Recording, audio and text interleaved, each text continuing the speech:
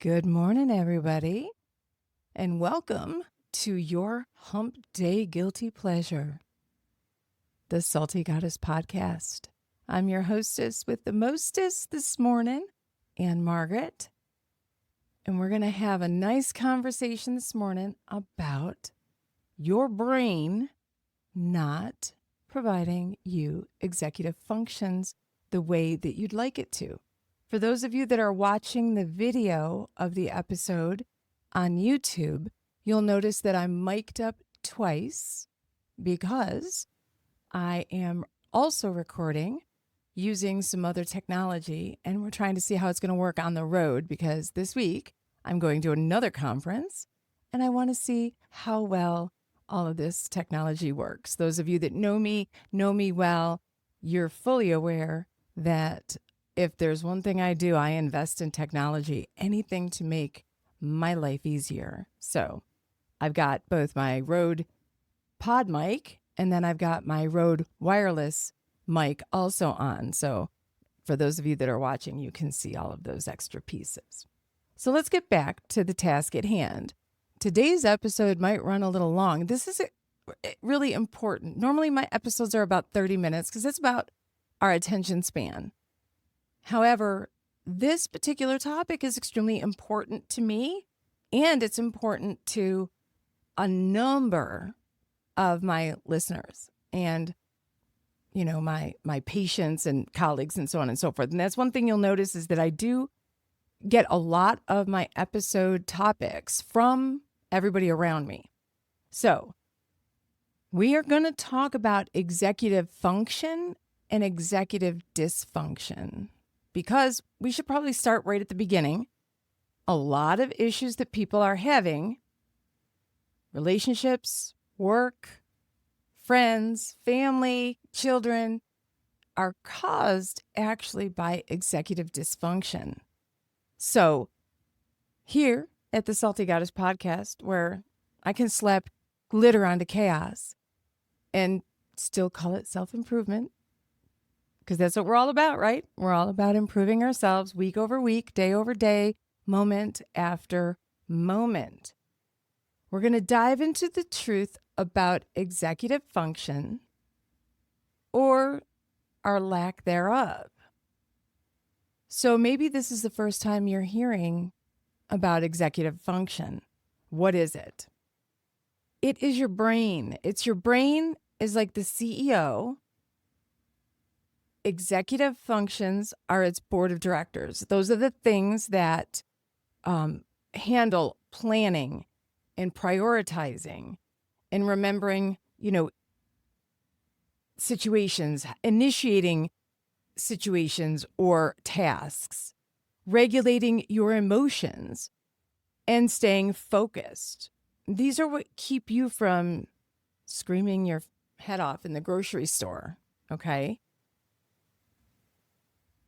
They're what makes you start 10 projects all at the same time and never finishing any of them because you've got 10 of them going and you're so overwhelmed you don't know where to begin or where to stop or where to restart, okay?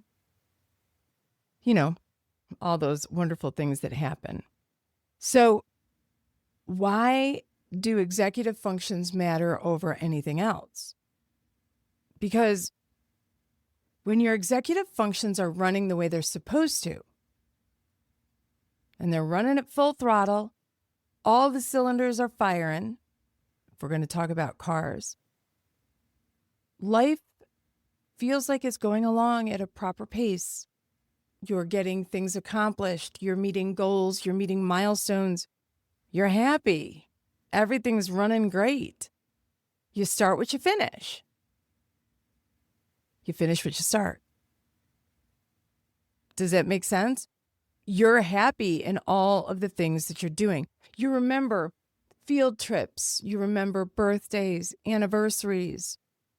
You remember your morning routine. You don't leave your keys on the counter. You don't leave your ID badge in a different handbag or a different briefcase.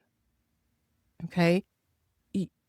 These functions are the difference between I got this and you in the parking lot wondering what bomb just went off in your life.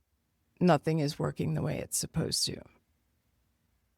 So what are your actual executive functions? Now, I took notes so I wouldn't miss any of them, and we could discuss each and every single one of them. All right?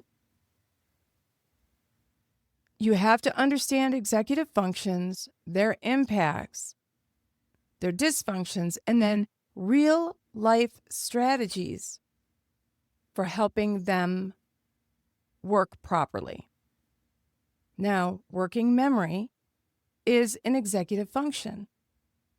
They're the things that, your working memory is you waking up in the morning and you remembering that today is Monday and you have to go to work. That's pretty straightforward and simple, right? Your working memory holds information temporarily for manipulation and decision making. And I don't mean manipulation of the people around you. I mean manipulation of information, right? When it functions seamlessly, you remember instruction. You follow steps in a sequence. You recall what you just read. How many of you have ever read a paragraph, and when you got to the end of the paragraph, you thought to yourself, what did I just read? I got to read that again. And you may actually have to read it 2 or 3 times. That's working memory. Okay? Inhibitory control is a second executive function. It regulates your impulses. It allows thoughtful decision-making over knee-jerk reactions. So think about that for a second. Thoughtful decision-making over knee-jerk reaction. I know a number of us who maybe still to this day in our 40s, 50s, and 60s still have knee-jerk reactions. Cognitive flexibility allows for adaptation to new rules, shifting strategies, or perspectives. You've heard me talk about individuals who are unwilling to accept new knowledge. Cognitive flexibility is that executive function. Does that make sense? Okay. So when it functions seamlessly, problem solving, adjusting plans, accepting feedback, and multitasking gracefully are what works well when your cognitive flexibility is working properly. Okay? Emotional regulation, another executive function. It controls emotional responses, especially under stress or provocation. How many of us know people that can't keep their cool? Ever. And, they blow off at the first conversation. I mean, sometimes you just walk in and you're like, hey, Joe, how you doing? Hey, Joan, what's up? And they're just like, what the hell? Why are you talking to me? There's no emotional regulation there. Task initiation, another executive function. It enables you to start tasks without unnecessary delay. When it functions seamlessly, you get out of bed without a problem in the morning. You're able to begin a report. You're calling to schedule an appointment. Anyone who has difficulty with those functions. Now listen, guys, don't get ridiculous on me, okay? That's not allowed. I'm not talking about someone waking up after only getting 3 hours of sleep in the last 48 hours, who wakes up and hits snooze 2 or 3 times. It's not what I mean. I mean getting up after a full night's sleep and you still don't want to get out of bed, or you can't make the decision to get up. That's an executive function. Planning and prioritization. This determines goals and the steps to reach them in an order that makes sense. When it works seamlessly, you'll be able to create to-do lists. You'll know what's coming first, how much time to allot for that particular,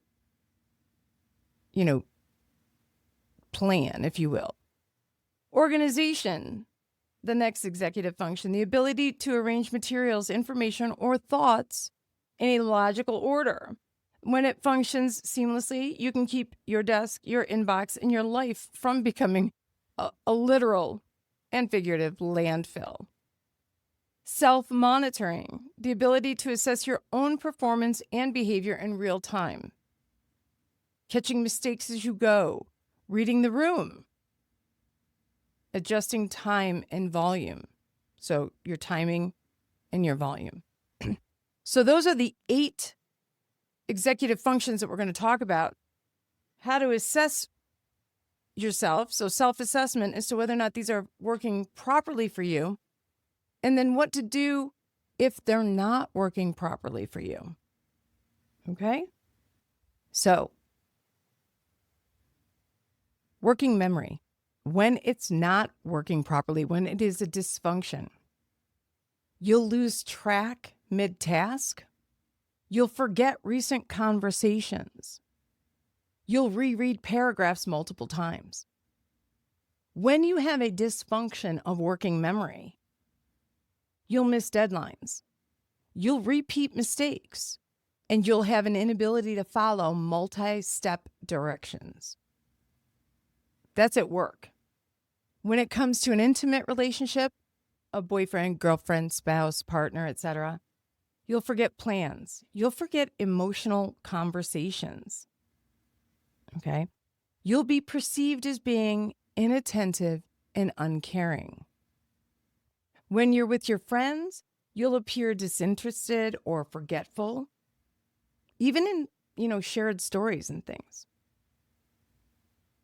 So what can you do to help when your working memory is dysfunctional? Use alarms for cues, sticky notes. Break your tasks into 2-step actions. Repeat important details out loud and write them down. Those help you retain information. And find an app for your phone that reinforces memory with visual cues, and use visual cues to help your memory. If it's important to you, if you understand what's not functioning properly, you can take action to correct that. It's important in intimate relationships. It's important with family, with friends, with children. You wouldn't want your children to look at you and think, what the hell? I just told mom about this yesterday and she didn't remember today. Am I not important? So it's not that you have a poor memory, it's that there's a dysfunction. But the only way to correct the dysfunction is to work at it, to really and truly dedicate time to making it go from a dysfunction to a function. If it's important to you. If it's not important to you, say to someone, you're not important enough to me for me to work on this for you. Just be honest. Trust me when I tell you, the person on the other end of this conversation prefers you to be honest. No one wants you to sugarcoat shit, okay? And expect us to believe that it's anything more than a piece of shit that's got glitter on it. We're all adults. You can find ways to tactfully have those conversations with people. But to use this dysfunction as an excuse for you not showing up and doing your best is bullshit. So, while you may have executive dysfunction, once you become aware that that's what the issue is, if you refuse to work on it, that's a you problem. you need to let other people know that you have no intention of working on it for them. Let your boss know too, because you're going to get fired. Simple. So again, actionable strategies: use your phone, use alarms, use different alarms for different tasks so that you don't get alarm fatigue. Okay, if you're on a medication, you've got to take it 4 times a day. Believe it or not, this is actually part of the reason why most of us medical providers don't prescribe a medication that has to be taken 4 times a day. We try to get you on something that's only 2 times a day. So you remember, I got to take this when I wake up, I got to take this when I go to bed. Because we know full and well, you're not going to do it 4 times a day. Humans are lazy. Lazy, lazy, lazy. Okay? So, use sticky notes, use alarms for cues. But I'm going to tell you something. If you're going to initiate these alarms and then ignore them, I mean, come on now. All right? If you want to change how you show up for your job, how you show up for your loved ones, for your friends, then take these actionable steps. If you choose not to, then you need to let them know you have no intention of doing that and that you're an asshole. All right, I'm just saying. You better show up for your kids. Your kids didn't ask to be here. Show up for your kids, people. Okay, don't perpetuate another generation of dysfunction. It's inappropriate. Don't get me on that soapbox. We'll be here for days. All right, inhibitory control. Again, regulates your impulses, allows for thoughtful decision-making versus knee-jerk responses. All right, when this is a dysfunction, you interrupt people when you're having conversation. They can't get a word in edgewise. You overeat, you overspend, you have emotional outbursts, and, dare I say, inappropriate comments. Just so you're all aware, I don't have a dysfunction where inhibitory control is. I just say what's on my mind. Yeah, I have complete control. All right, so when it comes to work, if this is a dysfunction for you, you'll speak out of turn. You'll make impulsive decisions. You'll have inconsistent productivity. In intimate relationships, you'll have fights over perceived disrespect or rudeness. With family, you'll yell at your children and you'll react. You'll react to your children versus being proactive. And so it won't appear as though you have a handle on parenting. Okay? Friends, you'll cross boundaries, often sharing too much information too soon. Or conversely, bottling yourself up, so much so that people feel that you're unapproachable. So, what can you do? Take that 3 to 5 second rule before responding and really think about what you're about to say. Practice breath work before entering high stimulation spaces. So if you know you're about to go into a heated meeting about project deadlines or project responsibilities, think about it. Get yourself into a state of relaxation before you go into the meeting. Keep physical reminders to pause, to breathe, and to choose wisely responses and behaviors.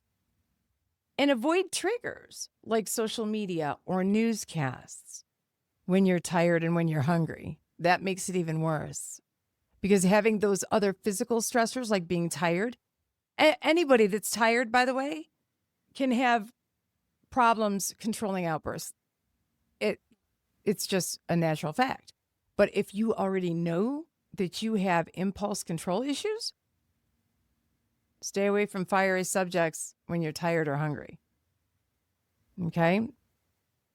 Again, be willing to work on these things. And if you're unwilling, have those conversations with people around you. All right? And don't give a bunch of lip service. Don't be perfidious. You heard me use this word before. Don't be deceitful. If you're not going to work on these things, if you have no interest in expending the energy and you are in a personal or intimate relationship, be honest with your partners and let them know. Yep, I like you. I love you. I did love you, but I've come to the point now where working on this for you is not important to me. Tell the truth. Cognitive flexibility. Again, it allows you to adapt to new rules, to shifting strategies and perspectives. When you have a dysfunction of this executive function, you have meltdowns when plans change.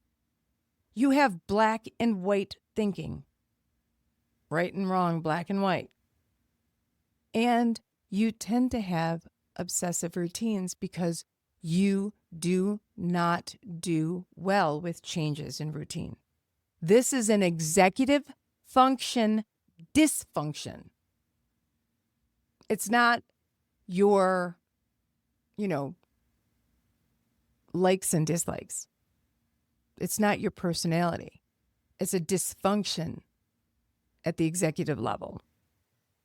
All right. So what happens when you have cognitive inflexibility, when you should be flexible? With work, you're resistant to change. You have trouble adapting to feedback or to policy updates and changes. Right? When you're in intimate relationships, you have fights over unexpected changes, or failures in seeing your partner's point of view. That's weird. With families, you'll struggle when routines shift, and these struggles create tension, unnecessary tension. Friends will see you as being rigid, overly reactive, and inflexible. What tools can you use? Use contingency planning, plan A, B, and C, framing your day out. This is what I'm hoping is going to happen, this is A. But if B happens, this is what I'm going to do. If C happens, this is what I'm going to do. Practice flipping perspectives. How would I see this situation if I were them? What would I say if I were them? How would I feel if I were someone else? Y'all have heard me talk about perspectives, shifting your mindset. Extremely important.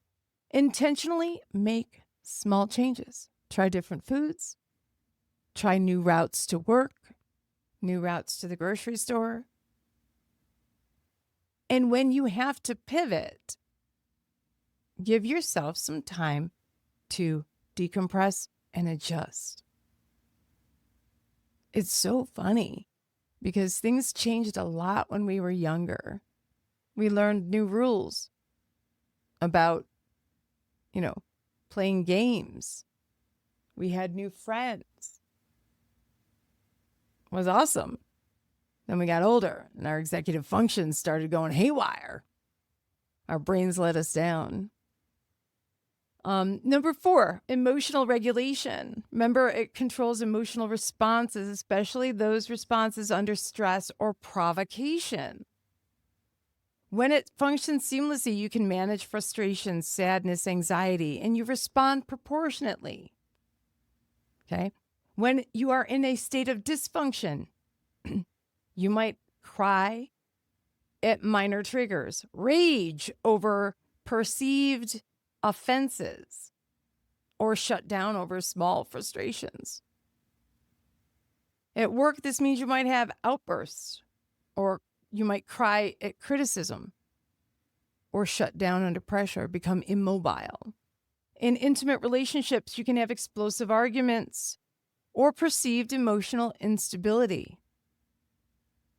When it comes to family, you can scare children. You have inconsistent moods and tension.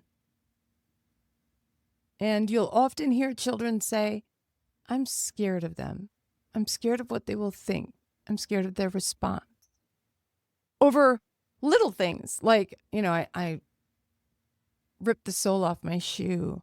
I lost a book. I'm not talking about the big things. I'm not talking about when your son comes home from school and says, Mom, I had a fist fight on the bus. I'm going to get suspended. I'm not talking about that kind of being afraid to tell you. I'm just talking about little things. I spilled milk. I dropped my snack on the floor. The dog ate it. Stupid shit. And you losing your mind over it. And people saying, I fear their response. I fear how they're going to react. Now, children might not say the word react or response, but they might say, they're going to get really mad about that. So just know that this executive dysfunction causes relationship issues. Okay? All right. So again, your friends will also say things like, yeah, they're unpredictable. And often I walk on eggshells when I'm around them. So what can you do? How can you help repair this dysfunction? Journal or voice memo daily emotional check-ins. How am I feeling today? What has me happy? What has me sad? What has me mad? What has me raging? Okay. Use mood tracking apps. Believe it or not, they have them. Okay. Pause to identify emotions. Is this really anger? Or is this fear? Do you have, high stake moments where you think out or have a script, an emotional script? I'm about to sit down with my loved one and tell them I'm going to, I want to buy a different house. I want to move. I want to buy a new car. I crashed the car, right? So do you have emotional scripts for high stake moments? These things can assist you with this dysfunction. All right. Task initiation enables starting tasks without unnecessary delay. So again, getting out of bed, not feeling paralyzed and overwhelmed. Do you have paralysis analysis? You can't get started because you just don't know where to begin. So what happens? Massive procrastination. You're paralyzed and overwhelmed. You don't get things started. You don't get things finished. So at work, it causes last-minute scrambles, missed opportunities, avoidance. Okay, which means no promotions, no raises, poor performance reviews, being put on a performance improvement plan, and even potentially being terminated. In your intimate relationships, you're seen as being lazy and unreliable. Okay? You have delays in basic responsibilities where your family is concerned, going school shopping. It's not about the money. It's you're overwhelmed by the thought of having to go to the store and pick out clothing options, shoes, school supplies. Okay? Your friends feel that you have, a failure to ever do what you say you're going to do. So you don't meet up when you say you're going to. You don't, fully commit to plans, or you bail on those commitments a day or two before. So what actionable strategies can you use? The 5-minute start rule. Just start the project for 5 minutes. You'll see it gets easier as you go. Create a ritualized start routine, meaning some special music or a saying that you say to yourself, I got this. Worst case scenario, I don't have it, and I'm going to ask someone for assistance. But I got this. Break the task into absurdly small small steps and tackle them one by one. Okay? And try co-working methods, asking others to help you with accountability. Hey, I'm supposed to be this far done on this project by this date and time. Can you check in with me? Let me know, make me answer you. Again, this is your survival. Why would you not want all of these functions to be working properly so that your life can be more peaceful? Admitting that you have a dysfunction does not make you weak. It does not make you dumb. It does not make you less than. Believe it or not, it makes you more. It makes you more self-aware. We're going to be talking about that in another episode down the road. It makes you more considerate. It makes you better today than you were yesterday. This isn't about, and just so you know, executive dysfunction affects men and women. It affects, everyone. People with money, people without money, people in nice neighborhoods, people in not so nice neighborhoods. I'm telling you, being aware and taking steps to improve, truly taking steps to improve, not just saying, oh, I'll work on that, and then never working on it. Don't be an asshole. Don't be an asshole. If you are listening to these dysfunctions, you're listening to what the effects of them are, and it resonates with you, but you just don't give a shit to improve yourself, just please let everybody know that you're not going to do it so they can take action to decide what they're going to do next. Nobody deserves to live with someone who then gaslights them, manipulates the situation, or does any of that shit. Just tell the truth. Because you're an adult at this point. Come on. Just tell the truth. All right. Planning and prioritization determines goals and the steps to reach them in an order that makes sense. Seamlessly, this means you can create to-do lists. You know what comes first. You know how to allocate time. You have a plan for when plan A shits the bed. You have a contingency plan. Okay? It is how human beings survive. Don't think for 1 second Neanderthals did not have a plan if plan A didn't work, because they did. It's how they survived. It's how everyone and everything survives. So when this planning and prioritization is a dysfunction, you'll do less important tasks first, missing big picture steps. It'll cause you at work to have disorganized projects, and you'll be in that fire drill mode constantly. In your intimate relationships, you'll have forgotten anniversaries or big picture planning gaps.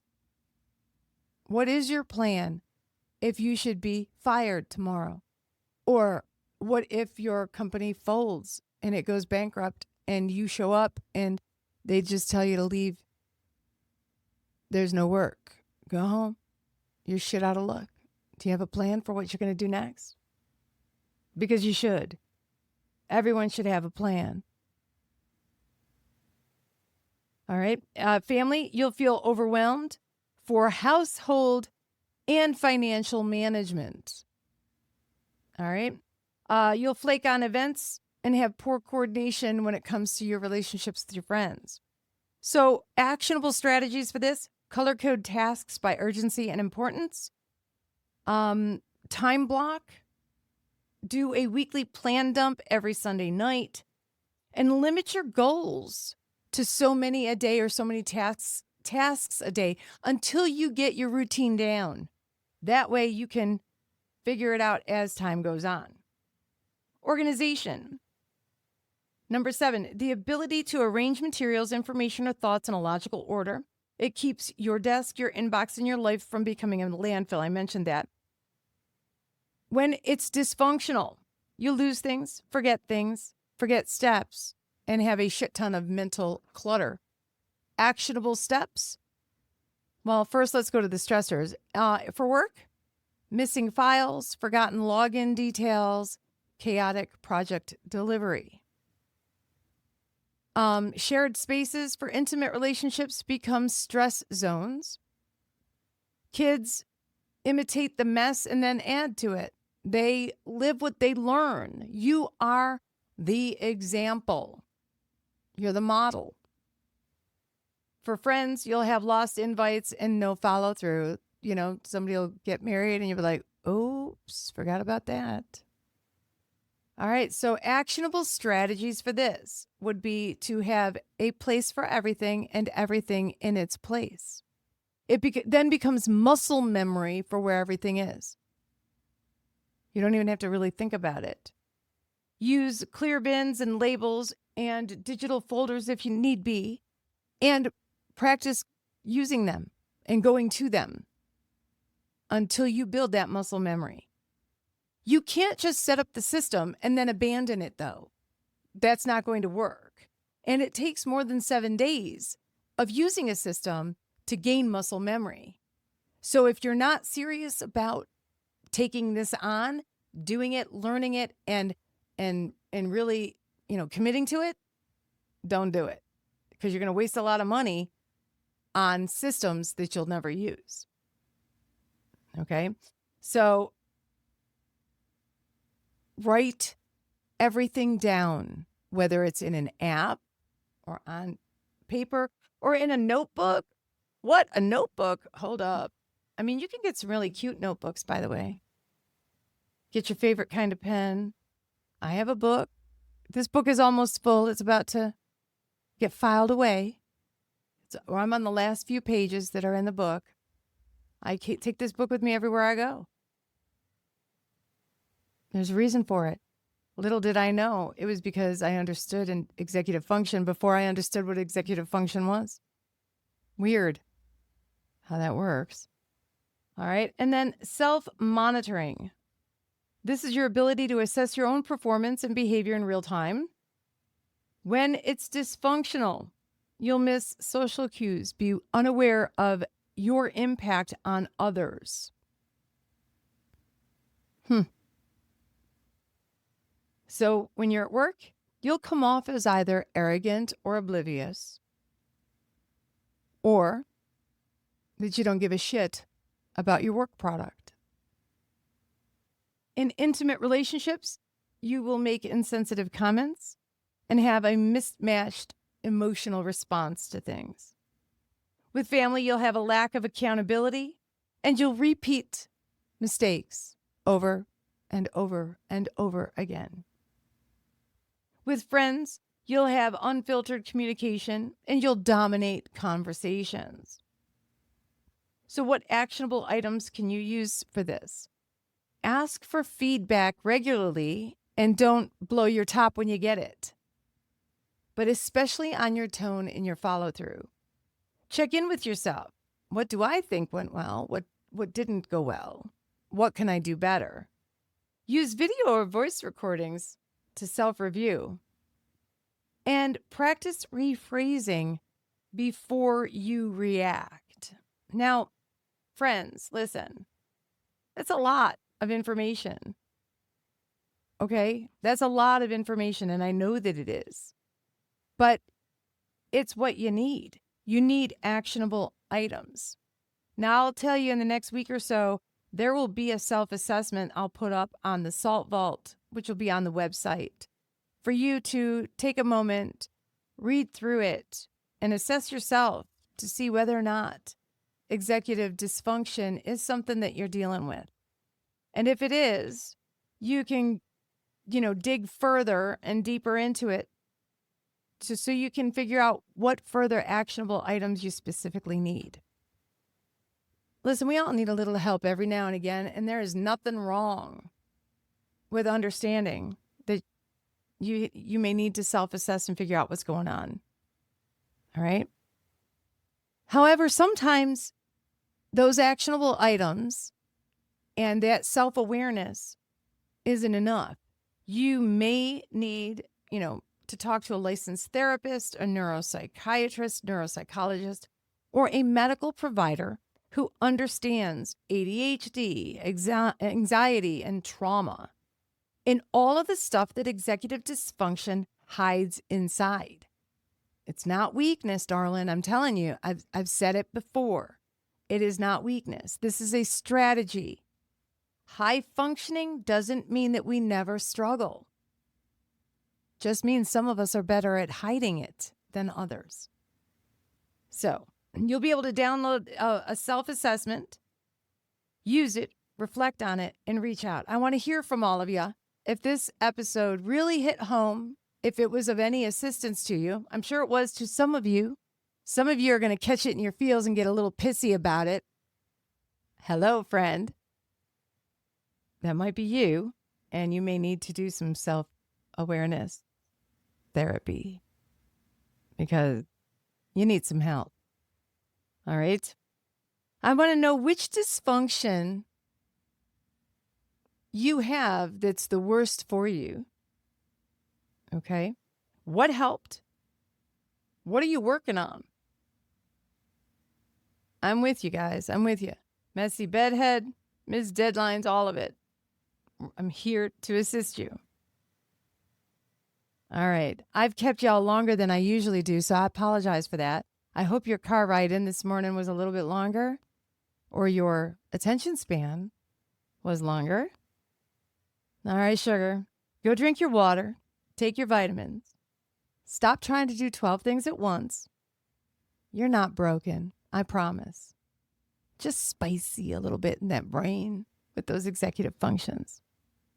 And if nobody's told you today, I'm proud of you for taking at least a step forward to resolve your executive dysfunction.